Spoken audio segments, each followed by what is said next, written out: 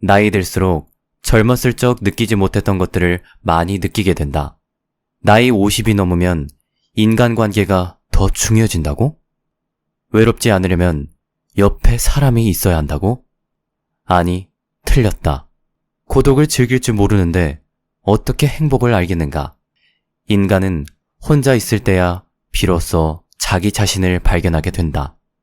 솔직히 나이 50 넘으니 혼자가 좋은 건 사실이다. 근데 나중에 요양원 안 가고 70이 넘어서도 행복하게 노후를 보내려면 도대체 어떻게 해야 한단 말인가? 첫 번째로 습관을 만들어야 한다. 70대의 가장 중요한 것은 신체 기능도 뇌 기능도 그대로 유지하는 것이다. 현재 갖고 있는 신체의 모든 기능을 계속 사용하는 것이다. 70대에 의도적으로 계속 사용하면 80대, 90대에 이르러서도 간병인을 부르는 시기를 늦출 수 있다. 하나의 예로 햇볕을 쬐는 습관이 사람을 젊게 한다. 적당한 일광욕을 하는 습관도 의욕 저하를 방지하는 데에는 아주 효과적이다. 사람의 의욕과 밀접한 관계가 있는 뇌속 물질 세로토닌은 빛을 받으면 다량 생성되기 때문이다.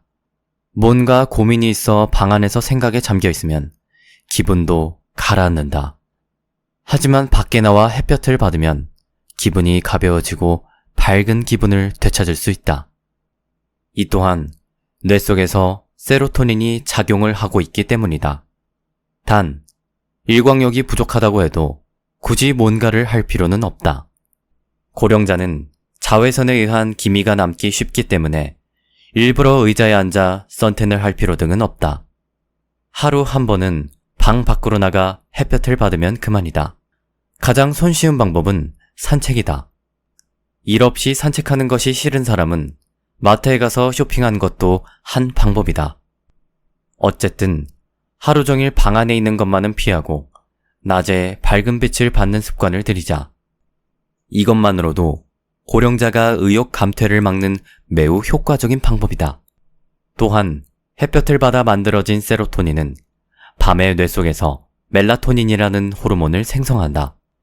이 멜라토닌은 수면 호르몬이라고도 불리며 수면과 깊은 관련이 있다. 흔히 고령자가 되면 잠이 얕아지거나 불면증을 호소하는 사람이 많이 있는데 이는 멜라토닌이 감소하기 때문이다. 젊을 때는 얼마든지 잘 수 있지만 나이가 들면 수면 시간이 줄어드는 경향이 있다. 아침 일찍 눈을 뜨게 되는 것도 나이가 들수록 멜라토닌이 줄어들기 때문이다. 그러나 노화에 따라 멜라토닌이 줄었다고 해도 낮에 햇볕을 쬐어 멜라토닌을 보충할 수 있다. 낮에 많은 세로토닌을 만들어두면 밤에 멜라토닌이 생성되기 때문이다. 멜라토닌이 증가하면 숙면을 취하게 되고 불안감도 없어지며 우울증 예방도 된다. 발랄한 70대, 80대를 살기 위해서는 멜라토닌은 매우 중요한 뇌 호르몬인 것이다. 새삼스럽게 일광욕 시간을 만들 필요는 없지만 어쨌든 낮 동안 집 밖에 나와 햇볕을 받는 습관만은 만들자. 그리고 70대가 되면 적어도 밖으로 나가는 습관을 줄여서는 안 된다.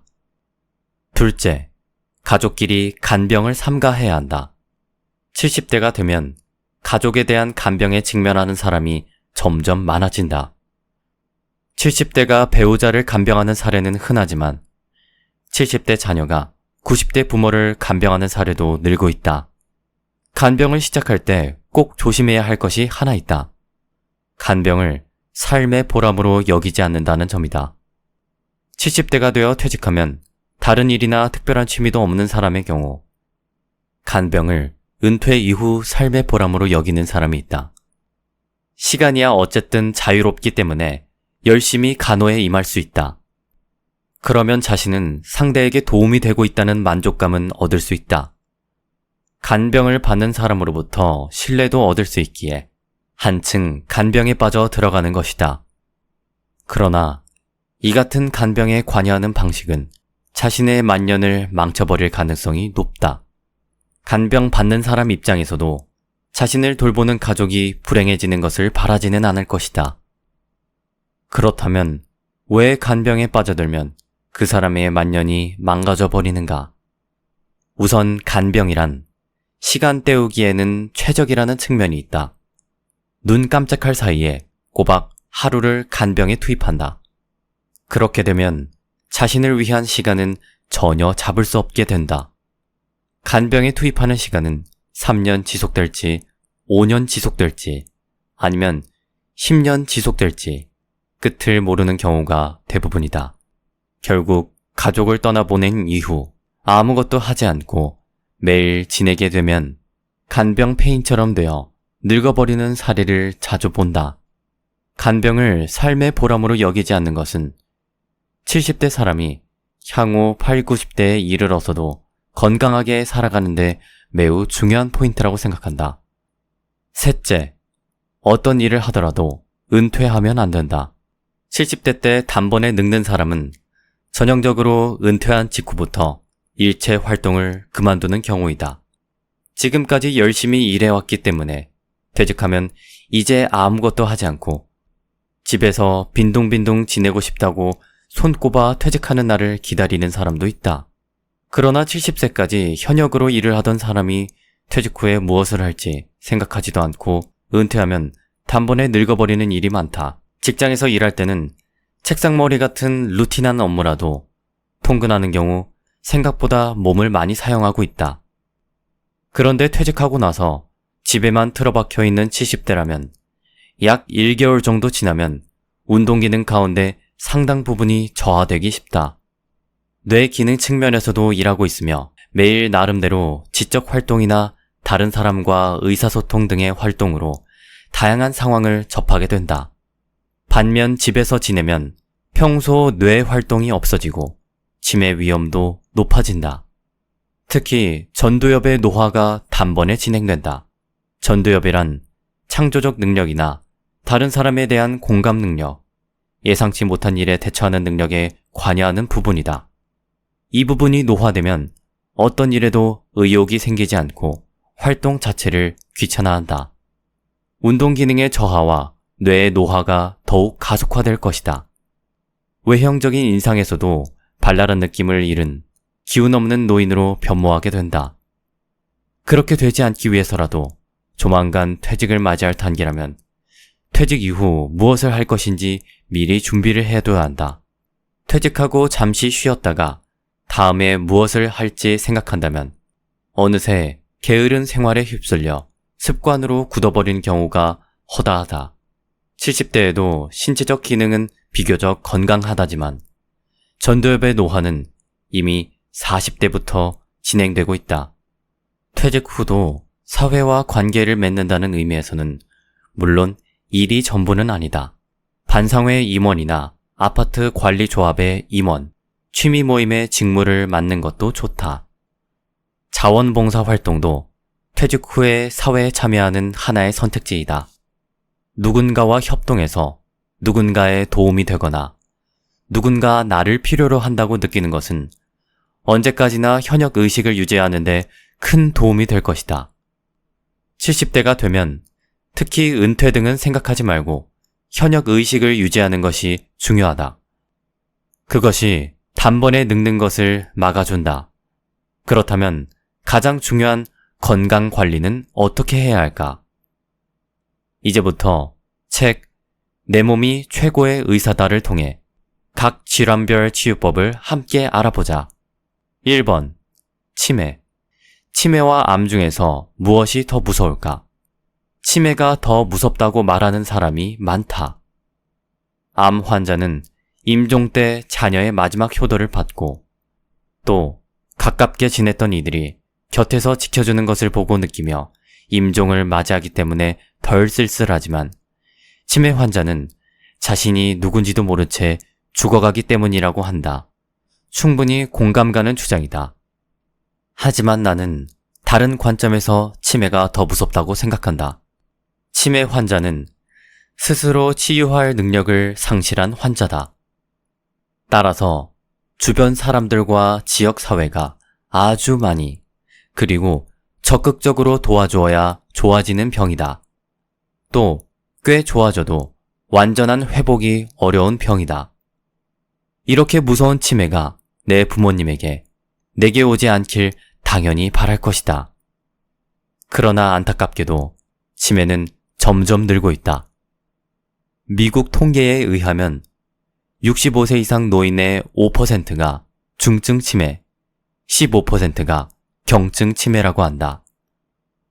80세 노인의 약 20%가 중증 치매의 소견을 보였다.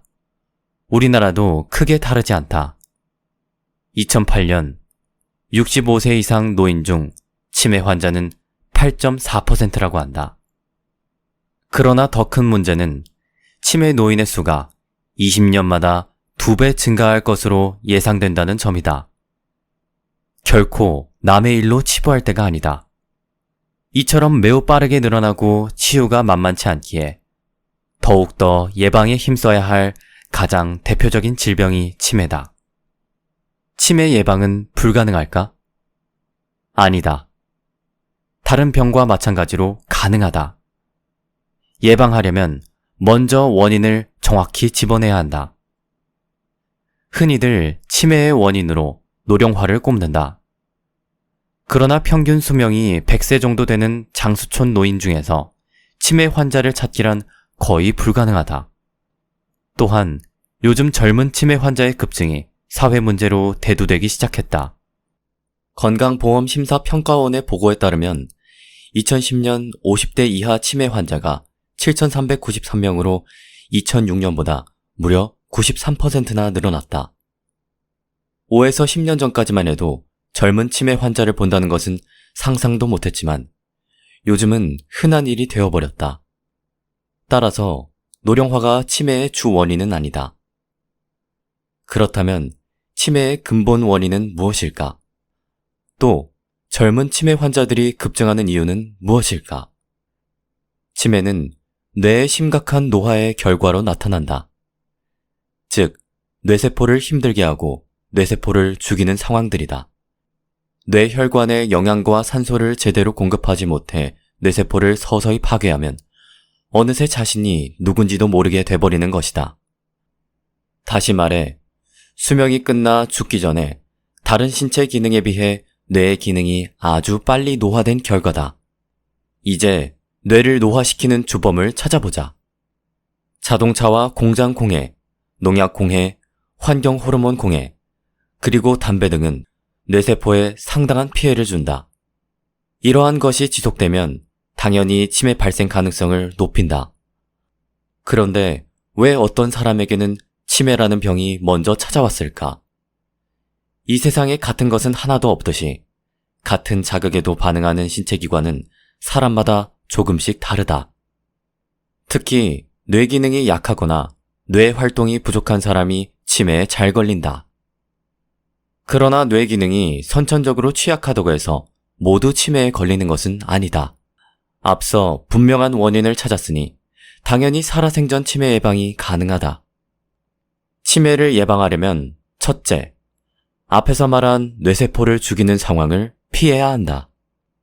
둘째, 뇌세포를 활성화시켜야 한다. 이렇게 사는 분들이 누군가? 바로 장수촌 노인들이다. 그러기에 장수촌에는 치매 환자가 거의 없다. 자연과 더불어 사는 소박한 삶이야말로 가장 확실한 치매 예방법이다. 2번, 고혈압. 미국의 경우 고혈압 환자는 성인 3명 중 1명 이상일 정도로 흔하다. 우리나라는 어떨까? 국민건강보험공단과 건강보험심사평가원의 자료에 의하면 30세 이상의 고혈압 유병률은 2008년에 26.3%, 2010년엔 26.9%로 갈수록 높아지고 있다. 또한 고혈압은 한번 약을 먹기 시작하면 평생 먹어야 하는 질환으로 알고 있다. 그리고 약으로 혈압 수치가 조절되면 해결된 줄 알고 안심한다. 즉 고혈압은 평생 약에 의존하면서도 나을 수 없는 병으로 이해하고 치유를 포기하며 사는 것이다. 병원에서 의사들이 그렇게 말했으니 믿을 수밖에. 정말 그럴까? 아니다. 약을 끊고 혈압도 잡고 건강을 되찾고 싶다면 생각을 바꾸자. 먼저 고혈압은 병도 아니다 라고 생각하자. 혈압이 올라가는 고혈압은 그 자체론 병이 아니다. 아, 내 몸에 무언가 문제가 생겼구나 하고 알려주는 하나의 증상일 뿐이다. 즉, 병을 만드는 삶을 일깨워주는 고마운 증상이다.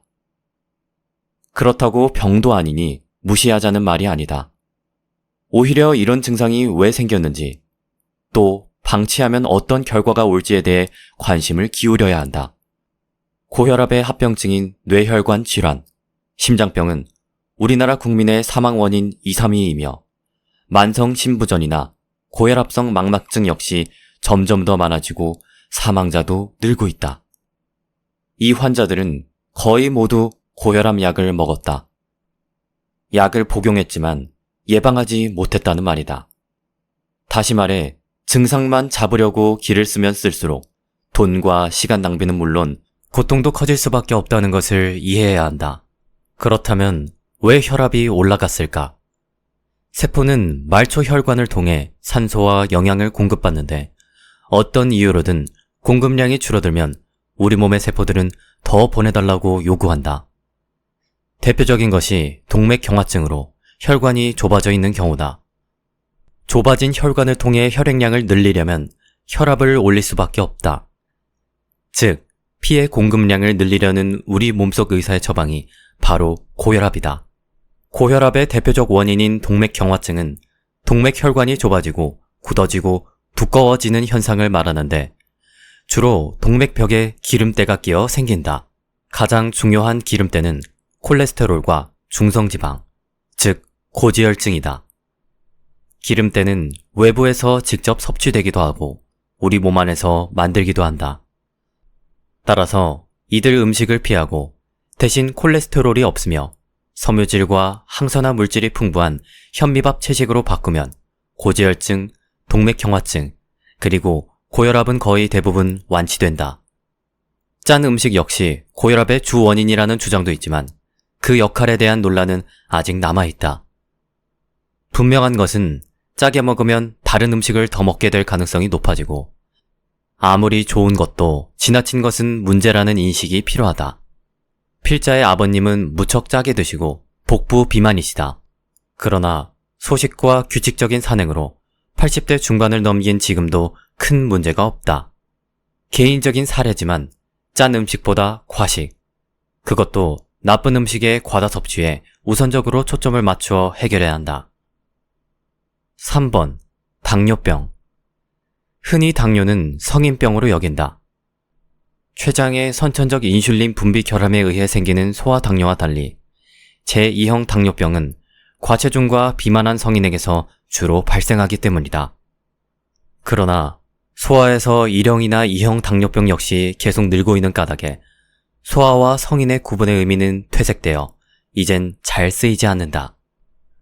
국내 당뇨병 환자는 약 500만 명으로 꾸준히 증가하고 있는데 2030년에는 약 700만 명으로 전체 인구의 14에서 15%가 당뇨병 환자로 진단받을 것이라 예상하고 있다. 왜 이렇게 당뇨 환자가 증가하는 걸까? 현대의학에서는 주 원인으로 노령 인구의 증가를 내세우며 어쩔 수 없는 것인 양 넘어가려고 한다. 하지만 장수촌에는 당뇨병이라는 말 자체도 생소하다. 또한 성인 당뇨병의 발생은 40에서 60대에 70%가 집중될 정도로 중장년에서 발병하며 청년기 당뇨병 발생도 기하급수적으로 늘고 있다. 유전이나 나이 때문이 아니라는 말이다. 이렇게 현실을 직시해야 당뇨병 예방과 치유의 길이 보인다. 유전이나 나이 탓을 할 것이 아니라 자연의 삶으로 돌아가면 된다. 옛 사람들처럼 생활하면서 소박한 마음으로 지내면 우리 몸도 그렇게 바뀐다. 또 과격한 운동은 혈당을 빠르게 떨어뜨려 먹을 것을 찾게 만들고 더 먹게 되면 혈당이 더 오르면서 인슐린 요구량이 더 증가한다. 결과적으로 당뇨병을 더 악화시킨다. 따라서 빠르게 소모시키기보다 덜 먹는 것이 중요하다. 혈액순환을 촉진하고 신체 전반의 기능을 향상시키는 정도의 활동량이면 충분하다. 4번. 골다공증. 40세 이상 여성 가운데 19%가 남자는 8%가 골다공증 환자다. 해가 거듭될수록 그 비율은 늘어난다. 겉보기에 건강해 보이는 20, 30대 여성조차 30%가 골다공증의 전 단계에 해당하는 골감소증을 앓고 있는 것으로 조사됐다. 먹을 것이 부족해 영양 결핍이 흔했던 옛날보다 오히려 뼈가 더 약해진 듯하다. 왜 그럴까? 그것은 착각과 오해 때문이다. 뼈를 튼튼하게 만들어줄 것으로 믿었던 음식과 방법들이 오히려 뼈를 약하게 만드는 결과를 불러왔기 때문이다. 대다수 의사들이 골다공증 환자에게 권하는 우유나 멸치는 과다한 동물성 단백질로 이루어져 있다. 단백질은 질소와 인을 다량 함유하고 있어 분해되면 최종적으로 산성을 띠는 질소 화합물과 인 화합물을 생성한다. 그렇다면 골다공증 치유와 예방은 어떻게 해야 할까? 칼슘은 우리 몸을 알칼리 상태로 유지해주고 피로를 풀어주며 해독 기능이 있는 음식이 뼈를 튼튼하게 하는 음식이다. 여기에는 현미밥과 채식이 있다. 칼슘이 많이 든 음식을 우유로 알고 있지만 참깨, 다시마, 미역, 김, 케일, 무청, 고춧잎 등 푸른 채소에는 우유보다 3배에서 10배 이상의 칼슘이 들어있다. 다시마는 우리 집에서 맛을 내는데 기본일 뿐만 아니라 가장 많이 먹는 음식 재료 중 하나다. 무엇이든 지나치고 인위적인 것은 오히려 건강의 적이다. 자연에 가까워져라. 그러는 동안 뼈는 자연스럽게 튼튼해지고 몸과 마음은 건강해질 것이다. 지금까지의 글은 책 70세가 노화의 갈림길과 내 몸이 최고의 의사다에서 가져왔다. 100세 인생이라는 말이 나온 지도 꽤 된 것 같다. 이제 100세 시대는 예전처럼 꿈 같은 얘기가 아니다. 하지만 건강하고 튼튼하게 100세까지 살기란 쉽지 않다. 그렇기 때문에 우리는 일찍이 행복하게 또 건강하게 노후를 보낼 수 있는 방법을 공부하고 배워야 한다. 어떤 음식을 먹어야 하는지부터 어떤 습관을 가져야 하는지까지 치열하게 고민해서 건강한 신체를 만들어 나가야 한다. 나는 그 답을 오늘 소개한 2권의 책에서 찾을 수 있었다. 이번 영상에서는 시간 관계상 책의 일부밖에 소개하지 못했는데 노후 대비 방법을 더 구체적으로 알고 싶은 분들은 아래 고정 댓글과 설명글의 링크를 참고하시길 바란다. 나이 들수록 젊었을 적 느끼지 못했던 것들을 많이 느끼게 된다. 나이 50이 넘으면 인간관계가 더 중요해진다고? 외롭지 않으려면 옆에 사람이 있어야 한다고? 아니, 틀렸다. 고독을 즐길 줄 모르는데 어떻게 행복을 알겠는가? 인간은 혼자 있을 때야 비로소 자기 자신을 발견하게 된다. 솔직히 나이 50 넘으니 혼자가 좋은 건 사실이다. 근데 나중에 요양원 안 가고 70이 넘어서도 행복하게 노후를 보내려면 도대체 어떻게 해야 한단 말인가? 첫 번째로 습관을 만들어야 한다. 70대의 가장 중요한 것은 신체 기능도 뇌 기능도 그대로 유지하는 것이다. 현재 갖고 있는 신체의 모든 기능을 계속 사용하는 것이다. 70대에 의도적으로 계속 사용하면 80대, 90대에 이르러서도 간병인을 부르는 시기를 늦출 수 있다. 하나의 예로 햇볕을 쬐는 습관이 사람을 젊게 한다.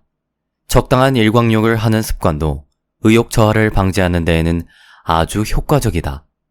사람의 의욕과 밀접한 관계가 있는 뇌속 물질 세로토닌은 빛을 받으면 다량 생성되기 때문이다. 뭔가 고민이 있어 방 안에서 생각에 잠겨 있으면 기분도 가라앉는다. 하지만 밖에 나와 햇볕을 받으면 기분이 가벼워지고 밝은 기분을 되찾을 수 있다. 이 또한 뇌 속에서 세로토닌이 작용을 하고 있기 때문이다. 단, 일광욕이 부족하다고 해도 굳이 뭔가를 할 필요는 없다. 고령자는 자외선에 의한 기미가 남기 쉽기 때문에 일부러 의자에 앉아 선탠을 할 필요 등은 없다. 하루 한 번은 방 밖으로 나가 햇볕을 받으면 그만이다. 가장 손쉬운 방법은 산책이다. 일 없이 산책하는 것이 싫은 사람은 마트에 가서 쇼핑한 것도 한 방법이다. 어쨌든 하루 종일 방 안에 있는 것만은 피하고 낮에 밝은 빛을 받는 습관을 들이자. 이것만으로도 고령자가 의욕 감퇴를 막는 매우 효과적인 방법이다. 또한 햇볕을 받아 만들어진 세로토닌은 밤에 뇌 속에서 멜라토닌이라는 호르몬을 생성한다. 이 멜라토닌은 수면 호르몬이라고도 불리며 수면과 깊은 관련이 있다. 흔히 고령자가 되면 잠이 얕아지거나 불면증을 호소하는 사람이 많이 있는데 이는 멜라토닌이 감소하기 때문이다. 젊을 때는 얼마든지 잘 수 있지만 나이가 들면 수면 시간이 줄어드는 경향이 있다. 아침 일찍 눈을 뜨게 되는 것도 나이가 들수록 멜라토닌이 줄어들기 때문이다. 그러나 노화에 따라 멜라토닌이 줄었다고 해도 낮에 햇볕을 쬐어 멜라토닌을 보충할 수 있다. 낮에 많은 세로토닌을 만들어두면 밤에 멜라토닌이 생성되기 때문이다. 멜라토닌이 증가하면 숙면을 취하게 되고 불안감도 없어지며 우울증 예방도 된다. 발랄한 70대, 80대를 살기 위해서는 멜라토닌은 매우 중요한 뇌 호르몬인 것이다. 새삼스럽게 일광욕 시간을 만들 필요는 없지만 어쨌든 낮 동안 집 밖에 나와 햇볕을 받는 습관만은 만들자. 그리고 70대가 되면 적어도 밖으로 나가는 습관을 줄여서는 안 된다. 둘째, 가족끼리 간병을 삼가해야 한다. 70대가 되면 가족에 대한 간병에 직면하는 사람이 점점 많아진다. 70대가 배우자를 간병하는 사례는 흔하지만 70대 자녀가 90대 부모를 간병하는 사례도 늘고 있다. 간병을 시작할 때 꼭 조심해야 할 것이 하나 있다. 간병을 삶의 보람으로 여기지 않는다는 점이다. 70대가 되어 퇴직하면 다른 일이나 특별한 취미도 없는 사람의 경우 간병을 은퇴 이후 삶의 보람으로 여기는 사람이 있다. 시간이야 어쨌든 자유롭기 때문에 열심히 간호에 임할 수 있다. 그러면 자신은 상대에게 도움이 되고 있다는 만족감은 얻을 수 있다. 간병을 받는 사람으로부터 신뢰도 얻을 수 있기에 한층 간병에 빠져 들어가는 것이다. 그러나 이 같은 간병에 관여하는 방식은 자신의 만년을 망쳐버릴 가능성이 높다. 간병 받는 사람 입장에서도 자신을 돌보는 가족이 불행해지는 것을 바라지는 않을 것이다. 그렇다면 왜 간병에 빠져들면 그 사람의 만년이 망가져 버리는가? 우선 간병이란 시간 때우기에는 최적이라는 측면이 있다. 눈 깜짝할 사이에 꼬박 하루를 간병에 투입한다. 그렇게 되면 자신을 위한 시간은 전혀 잡을 수 없게 된다. 간병에 투입하는 시간은 3년 지속될지 5년 지속될지 아니면 10년 지속될지 끝을 모르는 경우가 대부분이다. 결국 가족을 떠나보낸 이후 아무것도 하지 않고 매일 지내게 되면 간병 폐인처럼 되어 늙어버리는 사례를 자주 본다. 간병을 삶의 보람으로 여기지 않는 것은 70대 사람이 향후 8, 90대에 이르러서도 건강하게 살아가는데 매우 중요한 포인트라고 생각한다. 셋째, 어떤 일을 하더라도 은퇴하면 안 된다. 70대 때 단번에 늙는 사람은 전형적으로 은퇴한 직후부터 일체 활동을 그만두는 경우이다. 지금까지 열심히 일해왔기 때문에 퇴직하면 이제 아무것도 하지 않고 집에서 빈둥빈둥 지내고 싶다고 손꼽아 퇴직하는 날을 기다리는 사람도 있다. 그러나 70세까지 현역으로 일을 하던 사람이 퇴직 후에 무엇을 할지 생각하지도 않고 은퇴하면 단번에 늙어버리는 일이 많다. 직장에서 일할 때는 책상머리 같은 루틴한 업무라도 통근하는 경우 생각보다 몸을 많이 사용하고 있다. 그런데 퇴직하고 나서 집에만 틀어박혀 있는 70대라면 약 1개월 정도 지나면 운동기능 가운데 상당 부분이 저하되기 쉽다. 뇌 기능 측면에서도 일하고 있으며 매일 나름대로 지적 활동이나 다른 사람과 의사소통 등의 활동으로 다양한 상황을 접하게 된다. 반면 집에서 지내면 평소 뇌 활동이 없어지고 치매 위험도 높아진다. 특히 전두엽의 노화가 단번에 진행된다. 전두엽이란 창조적 능력이나 다른 사람에 대한 공감 능력, 예상치 못한 일에 대처하는 능력에 관여하는 부분이다. 이 부분이 노화되면 어떤 일에도 의욕이 생기지 않고 활동 자체를 귀찮아한다. 운동 기능의 저하와 뇌의 노화가 더욱 가속화될 것이다. 외형적인 인상에서도 발랄한 느낌을 잃은 기운 없는 노인으로 변모하게 된다. 그렇게 되지 않기 위해서라도 조만간 퇴직을 맞이할 단계라면 퇴직 이후 무엇을 할 것인지 미리 준비를 해둬야 한다. 퇴직하고 잠시 쉬었다가 다음에 무엇을 할지 생각한다면 어느새 게으른 생활에 휩쓸려 습관으로 굳어버린 경우가 허다하다. 70대에도 신체적 기능은 비교적 건강하다지만 전두엽의 노화는 이미 40대부터 진행되고 있다. 퇴직 후도 사회와 관계를 맺는다는 의미에서는 물론 일이 전부는 아니다. 반상회 임원이나 아파트 관리조합의 임원, 취미 모임의 직무를 맡는 것도 좋다. 자원봉사 활동도 퇴직 후에 사회에 참여하는 하나의 선택지이다. 누군가와 협동해서 누군가의 도움이 되거나 누군가 나를 필요로 한다고 느끼는 것은 언제까지나 현역 의식을 유지하는 데 큰 도움이 될 것이다. 70대가 되면 특히 은퇴 등은 생각하지 말고 현역 의식을 유지하는 것이 중요하다. 그것이 단번에 늙는 것을 막아준다. 그렇다면 가장 중요한 건강 관리는 어떻게 해야 할까? 이제부터 책 내 몸이 최고의 의사다를 통해 각 질환별 치유법을 함께 알아보자. 1번. 치매. 치매와 암 중에서 무엇이 더 무서울까? 치매가 더 무섭다고 말하는 사람이 많다. 암 환자는 임종 때 자녀의 마지막 효도를 받고 또 가깝게 지냈던 이들이 곁에서 지켜주는 것을 보고 느끼며 임종을 맞이하기 때문에 덜 쓸쓸하지만 치매 환자는 자신이 누군지도 모른 채 죽어가기 때문이라고 한다. 충분히 공감 가는 주장이다. 하지만 나는 다른 관점에서 치매가 더 무섭다고 생각한다. 치매 환자는 스스로 치유할 능력을 상실한 환자다. 따라서 주변 사람들과 지역 사회가 아주 많이 그리고 적극적으로 도와주어야 좋아지는 병이다. 또 꽤 좋아져도 완전한 회복이 어려운 병이다.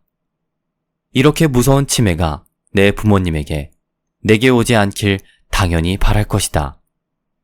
그러나 안타깝게도 치매는 점점 늘고 있다. 미국 통계에 의하면 65세 이상 노인의 5%가 중증 치매, 15%가 경증 치매라고 한다. 80세 노인의 약 20%가 중증 치매의 소견을 보였다. 우리나라도 크게 다르지 않다. 2008년 65세 이상 노인 중 치매 환자는 8.4%라고 한다. 그러나 더 큰 문제는 치매 노인의 수가 20년마다 2배 증가할 것으로 예상된다는 점이다. 결코 남의 일로 치부할 때가 아니다. 이처럼 매우 빠르게 늘어나고 치유가 만만치 않기에 더욱더 예방에 힘써야 할 가장 대표적인 질병이 치매다. 치매 예방은 불가능할까? 아니다. 다른 병과 마찬가지로 가능하다. 예방하려면 먼저 원인을 정확히 집어내야 한다. 흔히들 치매의 원인으로 노령화를 꼽는다.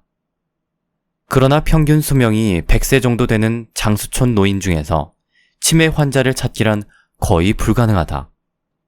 또한 요즘 젊은 치매 환자의 급증이 사회 문제로 대두되기 시작했다. 건강보험심사평가원의 보고에 따르면 2010년 50대 이하 치매 환자가 7,393명으로 2006년보다 무려 93%나 늘어났다. 5에서 10년 전까지만 해도 젊은 치매 환자를 본다는 것은 상상도 못했지만 요즘은 흔한 일이 되어버렸다. 따라서 노령화가 치매의 주 원인은 아니다. 그렇다면 치매의 근본 원인은 무엇일까? 또 젊은 치매 환자들이 급증하는 이유는 무엇일까? 치매는 뇌의 심각한 노화의 결과로 나타난다. 즉, 뇌세포를 힘들게 하고 뇌세포를 죽이는 상황들이다. 뇌혈관에 영양과 산소를 제대로 공급하지 못해 뇌세포를 서서히 파괴하면 어느새 자신이 누군지도 모르게 돼버리는 것이다. 다시 말해, 수명이 끝나 죽기 전에 다른 신체 기능에 비해 뇌의 기능이 아주 빨리 노화된 결과다. 이제 뇌를 노화시키는 주범을 찾아보자. 자동차와 공장 공해, 농약 공해, 환경 호르몬 공해, 그리고 담배 등은 뇌세포에 상당한 피해를 준다. 이러한 것이 지속되면 당연히 치매 발생 가능성을 높인다. 그런데 왜 어떤 사람에게는 치매라는 병이 먼저 찾아왔을까? 이 세상에 같은 것은 하나도 없듯이 같은 자극에도 반응하는 신체기관은 사람마다 조금씩 다르다. 특히 뇌 기능이 약하거나 뇌 활동이 부족한 사람이 치매에 잘 걸린다. 그러나 뇌 기능이 선천적으로 취약하다고 해서 모두 치매에 걸리는 것은 아니다. 앞서 분명한 원인을 찾았으니 당연히 살아생전 치매 예방이 가능하다. 치매를 예방하려면 첫째, 앞에서 말한 뇌세포를 죽이는 상황을 피해야 한다. 둘째, 뇌세포를 활성화시켜야 한다. 이렇게 사는 분들이 누군가? 바로 장수촌 노인들이다. 그러기에 장수촌에는 치매 환자가 거의 없다. 자연과 더불어 사는 소박한 삶이야말로 가장 확실한 치매 예방법이다. 2번, 고혈압. 미국의 경우 고혈압 환자는 성인 3명 중 1명 이상일 정도로 흔하다. 우리나라는 어떨까? 국민건강보험공단과 건강보험심사평가원의 자료에 의하면 30세 이상의 고혈압 유병률은 2008년에 26.3%, 2010년엔 26.9%로 갈수록 높아지고 있다. 또한 고혈압은 한번 약을 먹기 시작하면 평생 먹어야 하는 질환으로 알고 있다. 그리고 약으로 혈압 수치가 조절되면 해결된 줄 알고 안심한다. 즉, 고혈압은 평생 약에 의존하면서도 나을 수 없는 병으로 이해하고 치유를 포기하며 사는 것이다. 병원에서 의사들이 그렇게 말했으니 믿을 수밖에. 정말 그럴까? 아니다. 약을 끊고 혈압도 잡고 건강을 되찾고 싶다면 생각을 바꾸자. 먼저 고혈압은 병도 아니다 라고 생각하자. 혈압이 올라가는 고혈압은 그 자체론 병이 아니다. 아, 내 몸에 무언가 문제가 생겼구나 하고 알려주는 하나의 증상일 뿐이다. 즉, 병을 만드는 삶을 일깨워주는 고마운 증상이다. 그렇다고 병도 아니니 무시하자는 말이 아니다. 오히려 이런 증상이 왜 생겼는지, 또 방치하면 어떤 결과가 올지에 대해 관심을 기울여야 한다. 고혈압의 합병증인 뇌혈관 질환, 심장병은 우리나라 국민의 사망 원인 2, 3위이며 만성 심부전이나 고혈압성 망막증 역시 점점 더 많아지고 사망자도 늘고 있다. 이 환자들은 거의 모두 고혈압 약을 먹었다. 약을 복용했지만 예방하지 못했다는 말이다. 다시 말해 증상만 잡으려고 길을 쓰면 쓸수록 돈과 시간 낭비는 물론 고통도 커질 수밖에 없다는 것을 이해해야 한다. 그렇다면 왜 혈압이 올라갔을까? 세포는 말초 혈관을 통해 산소와 영양을 공급받는데 어떤 이유로든 공급량이 줄어들면 우리 몸의 세포들은 더 보내달라고 요구한다. 대표적인 것이 동맥경화증으로 혈관이 좁아져 있는 경우다. 좁아진 혈관을 통해 혈액량을 늘리려면 혈압을 올릴 수밖에 없다. 즉, 피의 공급량을 늘리려는 우리 몸속 의사의 처방이 바로 고혈압이다. 고혈압의 대표적 원인인 동맥경화증은 동맥혈관이 좁아지고 굳어지고 두꺼워지는 현상을 말하는데 주로 동맥벽에 기름때가 끼어 생긴다. 가장 중요한 기름때는 콜레스테롤과 중성지방, 즉 고지혈증이다. 기름때는 외부에서 직접 섭취되기도 하고 우리 몸 안에서 만들기도 한다. 따라서 이들 음식을 피하고 대신 콜레스테롤이 없으며 섬유질과 항산화 물질이 풍부한 현미밥 채식으로 바꾸면 고지혈증, 동맥경화증, 그리고 고혈압은 거의 대부분 완치된다. 짠 음식 역시 고혈압의 주 원인이라는 주장도 있지만 그 역할에 대한 논란은 아직 남아있다. 분명한 것은 짜게 먹으면 다른 음식을 더 먹게 될 가능성이 높아지고 아무리 좋은 것도 지나친 것은 문제라는 인식이 필요하다. 필자의 아버님은 무척 짜게 드시고 복부 비만이시다. 그러나 소식과 규칙적인 산행으로 80대 중반을 넘긴 지금도 큰 문제가 없다. 개인적인 사례지만 짠 음식보다 과식, 그것도 나쁜 음식의 과다 섭취에 우선적으로 초점을 맞추어 해결해야 한다. 3번. 당뇨병. 흔히 당뇨는 성인병으로 여긴다. 췌장의 선천적 인슐린 분비 결함에 의해 생기는 소아당뇨와 달리 제2형 당뇨병은 과체중과 비만한 성인에게서 주로 발생하기 때문이다. 그러나 소아에서 1형이나 2형 당뇨병 역시 계속 늘고 있는 까닭에 소아와 성인의 구분의 의미는 퇴색되어 이젠 잘 쓰이지 않는다. 국내 당뇨병 환자는 약 500만 명으로 꾸준히 증가하고 있는데 2030년에는 약 700만 명으로 전체 인구의 14에서 15%가 당뇨병 환자로 진단받을 것이라 예상하고 있다. 왜 이렇게 당뇨 환자가 증가하는 걸까? 현대의학에서는 주 원인으로 노령 인구의 증가를 내세우며 어쩔 수 없는 것인 양 넘어가려고 한다. 하지만 장수촌에는 당뇨병이라는 말 자체도 생소하다. 또한 성인 당뇨병의 발생은 40에서 60대에 70%가 집중될 정도로 중장년에서 발병하며 청년기 당뇨병 발생도 기하급수적으로 늘고 있다. 유전이나 나이 때문이 아니라는 말이다. 이렇게 현실을 직시해야 당뇨병 예방과 치유의 길이 보인다. 유전이나 나이 탓을 할 것이 아니라 자연의 삶으로 돌아가면 된다. 옛 사람들처럼 생활하면서 소박한 마음으로 지내면 우리 몸도 그렇게 바뀐다. 또 과격한 운동은 혈당을 빠르게 떨어뜨려 먹을 것을 찾게 만들고 더 먹게 되면 혈당이 더 오르면서 인슐린 요구량이 더 증가한다. 결과적으로 당뇨병을 더 악화시킨다. 따라서 빠르게 소모시키기보다 덜 먹는 것이 중요하다.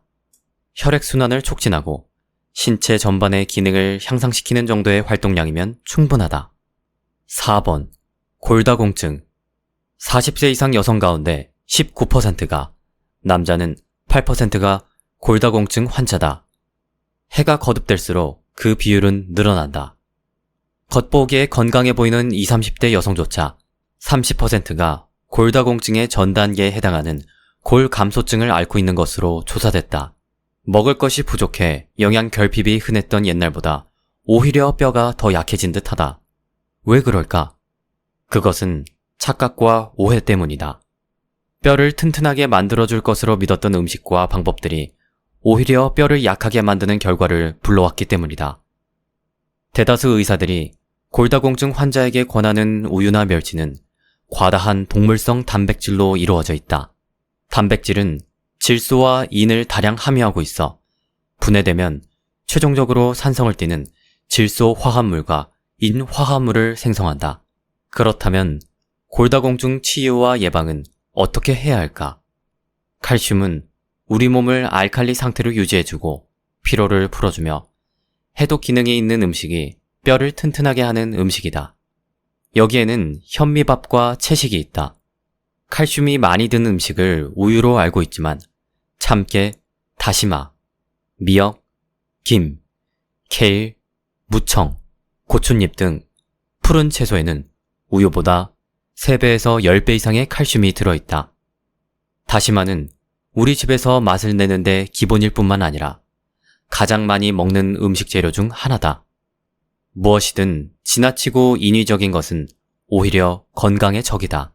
자연에 가까워져라.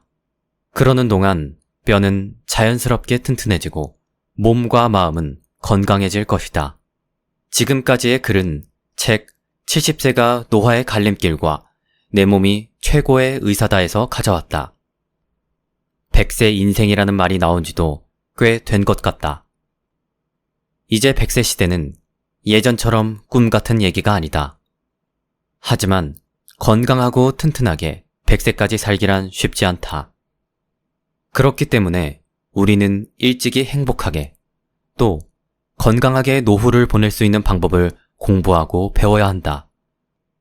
어떤 음식을 먹어야 하는지부터 어떤 습관을 가져야 하는지까지 치열하게 고민해서 건강한 신체를 만들어 나가야 한다.